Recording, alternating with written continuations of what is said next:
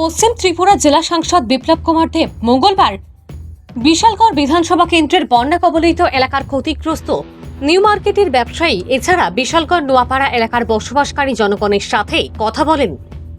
গত কয়েকদিন আগে সারা ত্রিপুরার সঙ্গে বিশালগড় ও বন্যায় ব্যাপক ক্ষতি হয়েছিল। তাই সাংসদ বিপ্লব কুমার দেব বন্যা কবলিত বিশালগড় নিউ মার্কেটে মঙ্গলবার দুপুরে বিশালগড় নিউ মার্কেট পরিদর্শন করেন।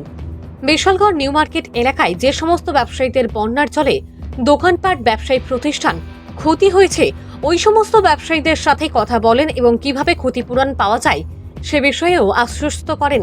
সঙ্গে ছিলেন বিশালগড় বিধানসভা কেন্দ্রের বিধায়ক সুশান্ত দেব, বিশালগড় মহকুমা শাসক রাকেশ চক্রবর্তী, সিপাহীজলা জেলার অতিরিক্ত জেলা শাসক সুব্রত মজুমদার, ভারতীয় জনতা পার্টি সিপাহীজলা জেলা উত্তরের সভাপতি গৌরাঙ্গ ভৌমিক, বিশালগড় মণ্ডলের ভারপ্রাপ্ত মণ্ডল সভাপতি তপন দাস, বিশালগড় পৌর পরিষদের আধিকারিক দেবযানী মজুমদার, ডিসিএম প্রসেনজিৎ দাস সহ অন্যান্য আধিকারিকরা মঙ্গলবার প্রথমে বিশালগড় থানার সামনে গাড়ি থামিয়ে সোজা নিউ মার্কেটে প্রবেশ করেন।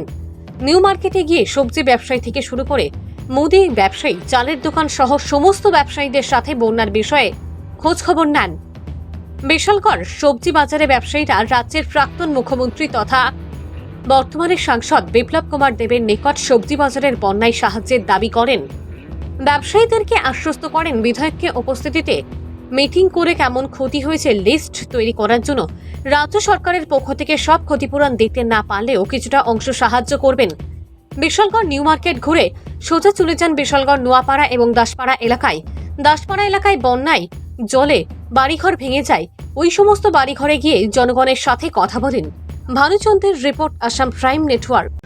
প্রচণ্ড লোকসান হয়েছে। বিশালগড়ের যে বাজার আমি এসেছি, তো এই বাজারের টোটাল ছোটো ছোটো দোকান রেডি লাগিয়ে দোকান চালায়, চাউলের দোকান, কাপড়ের দোকান, সবগুলোই তো সব ডুবে গেছে।